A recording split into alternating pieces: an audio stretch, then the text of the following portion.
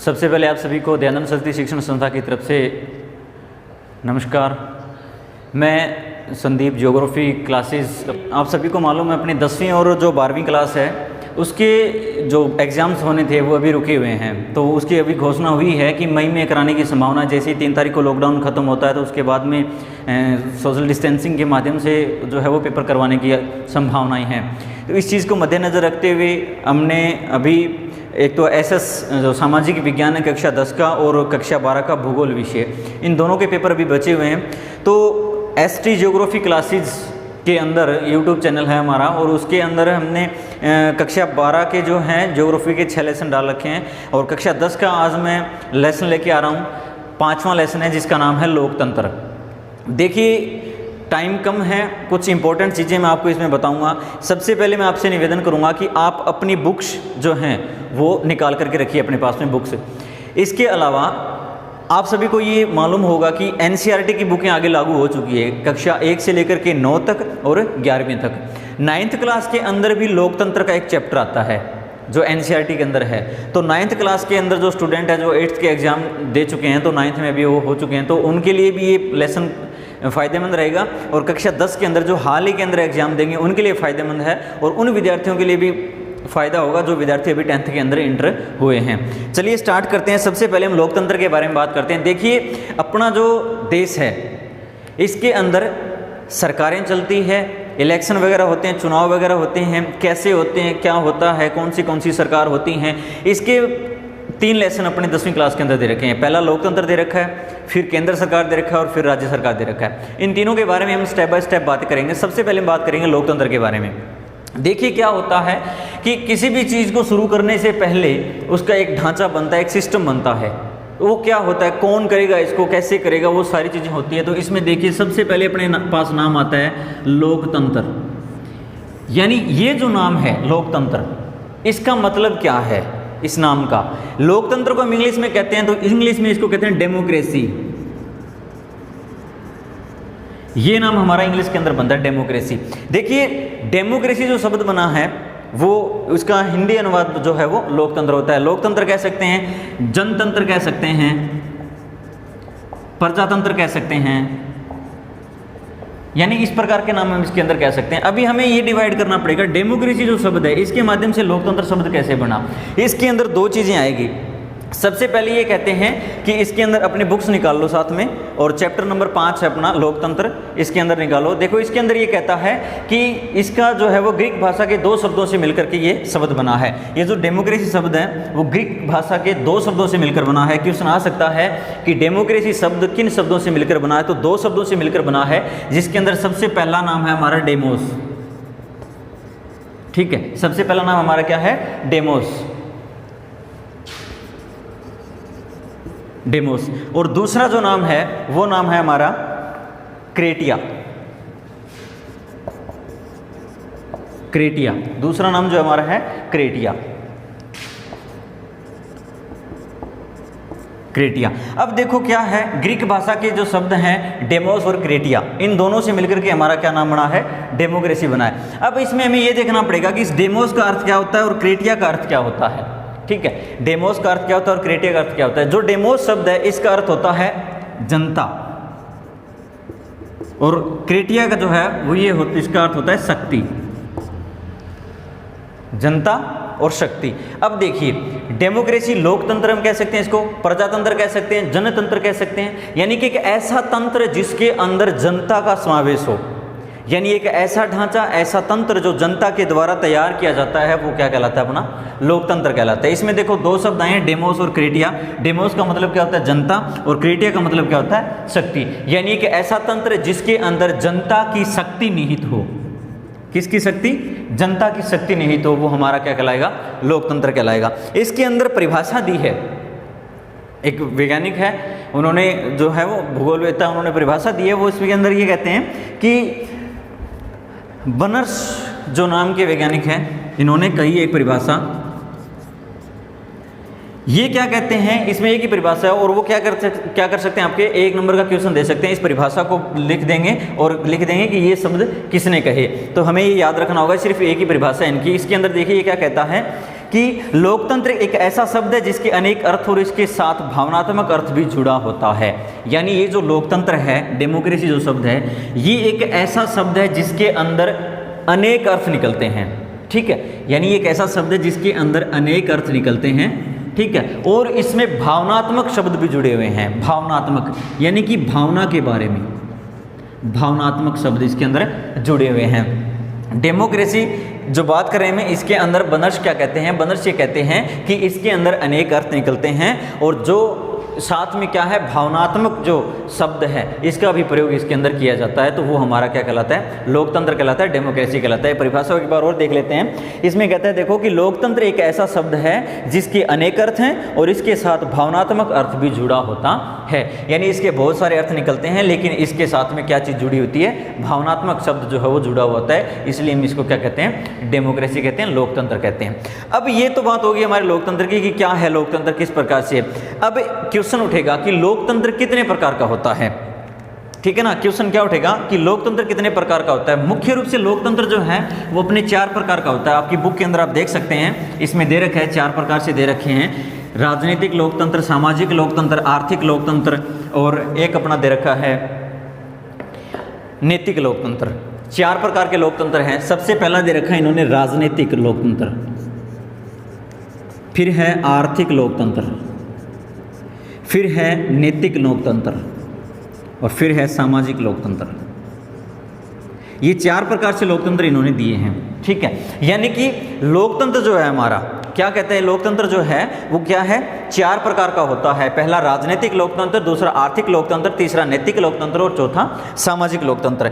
देखिए इसके अंदर जैसे नाम से विदित हो रहा है, हमें सबसे पहले हम इनके डेफिनेशन के बारे में बात करेंगे। तो पहला जो शब्द है अपना राजनीतिक लोकतंत्र जो शब्द है, राजनीतिक यानी राजनीति के, पॉलिटिकल के हिसाब से एक ऐसा तंत्र जो राजनीति यानी पॉलिटिकल के हिसाब से जो बनता है, जिसके अंदर पॉलिटिकल की बातें की जाती है, राजनीति की बातें की जाती है, वो अपना कौन सा होगा? राजनीतिक लोकतंत्र। मैं वैसे बता रहा हूँ थोड़ा आपको, तो इसका विस्तार से थोड़ी 2-4 लाइनें मैं आपको बता दूंगा। फिर है आर्थिक लोकतंत्र, यानी एक ऐसा लोकतंत्र जिसके अंदर आर्थिक स्थिति के बारे में, अर्थव्यवस्था के बारे में बातचीत की जाती हो, आर्थिक।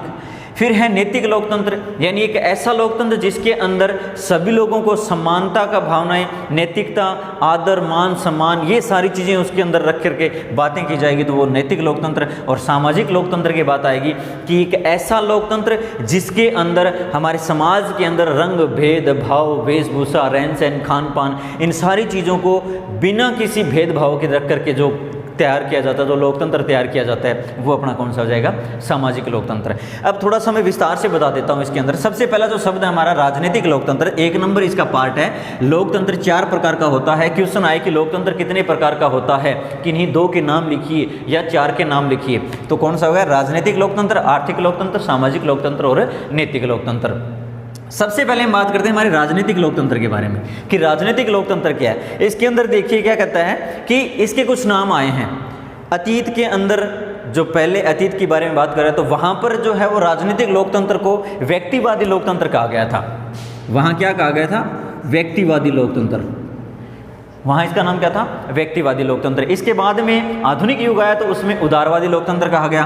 आधुनिक युग के अंदर इसको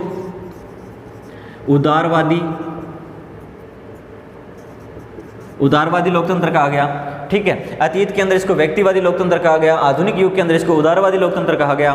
फिर इसके बाद में ये बात करते हैं कि ये मानते हैं कि आधुनिक युग के अंदर जो राजनीति है वो पश्चिमी देशों से आई थी, इसलिए इसको जो है वो पश्चिमी देशों से आने के कारण कभी कभी इसको पश्चिमी लोकतंत्र भी कहा जाता है।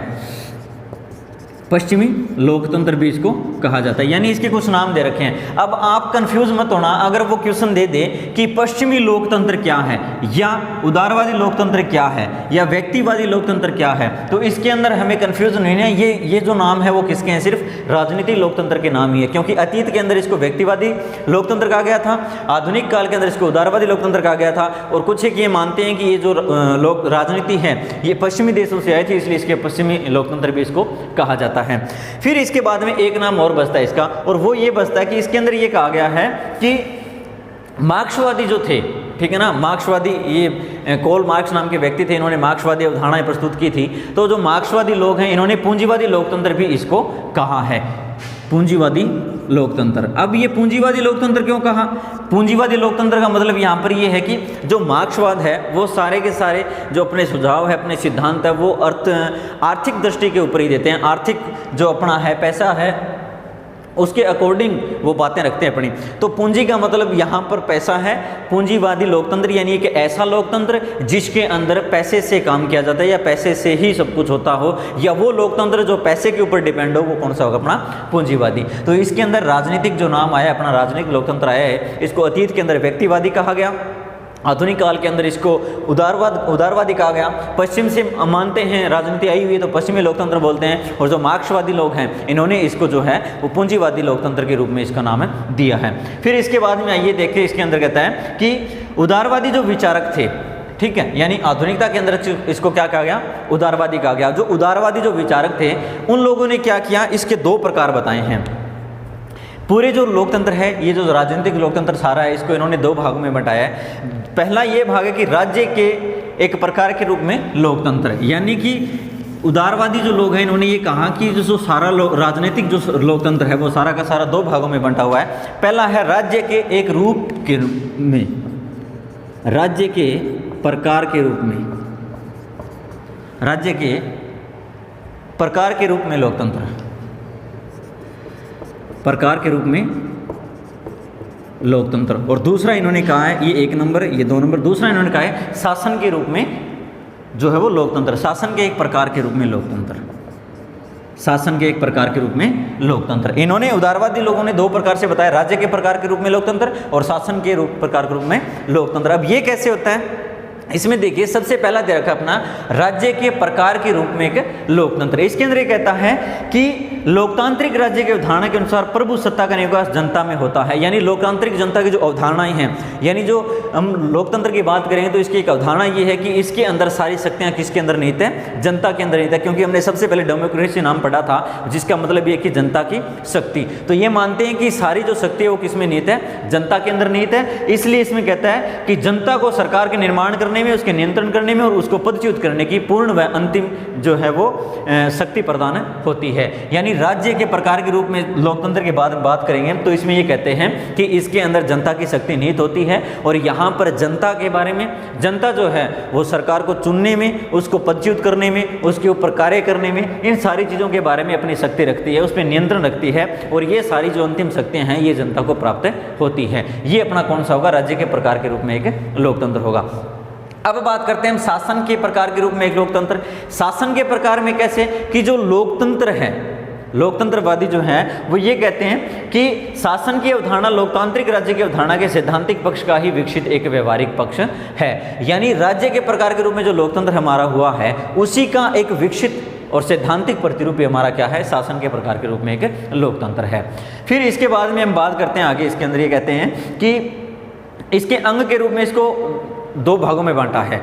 जो हमारा राजनीतिक लोकतंत्र है इसको अंग के रूप में दो भागों में बांटा है, जिसके अंदर सबसे पहला ये कहता है कि प्रत्यक्ष या शुद्ध लोकतंत्र और दूसरा है अप्रत्यक्ष या प्रतिनिधि लोकतंत्र। दो प्रकार से आएगा। इसमें आगे पूरा वर्णन भी दे रखा है इन्होंने।